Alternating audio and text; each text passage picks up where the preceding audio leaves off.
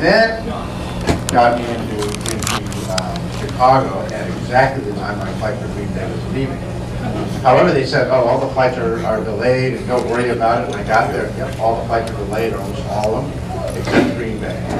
Green Bay left on time. And then they proceeded to cancel the rest of the flights to Green Bay. So I immediately ran to a rental car and drove up here. Unfortunately, it's Friday night in Chicago, and the traffic's not as nice down there. So imagine on Friday night at 4 o'clock in the afternoon, whatever time it was. Thank you for hanging out here. Thank you for staying for so long.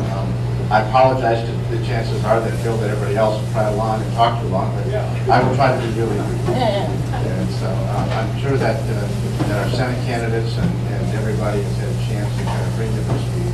I'll tell you a little bit about what's been going on in Washington, a little bit of what's going on in my life, and then try to leave here, and I won't be real long because I know it's late already. Try to leave here with you guys really understanding what your role is coming up this year.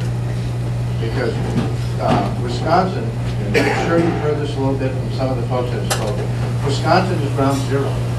Wisconsin has never been more important than it will be on June 5th. Every single eye in the whole country is watching what happens here in Wisconsin. And I can tell you, I was, my wife and I were walking in Eastern Market in downtown Washington, D.C. You got to stay with me there. I walk around in Washington, D.C. Eastern Market's like a little farmer's market where they sell fresh fruits and vegetables and stuff. And this kid runs up to me and hands me a flyer that was folded in an envelope and said, "You need to come and help us protest." And he handed it, gave it to me, and he ran off to the next person. So I opened it up, and inside this folded, this envelope, was a photo of Scott Walker with a circle and a line. Now this is in Washington, D.C. Okay? And everybody is watching what happens here. The whole country is watching. I get asked about it all the time. I can't hardly go anywhere. They hear that I'm from Wisconsin. What's going on in Wisconsin? Is the governor going to make it? What's going to happen in Wisconsin? But I want you to know what's really happening outside of Wisconsin. For those of you who haven't traveled much outside of Wisconsin, this whole thing came up. Because there is a real cost, beyond the $9 million cost of actually holding another election. And I want you to know that this is trying to undo your vote.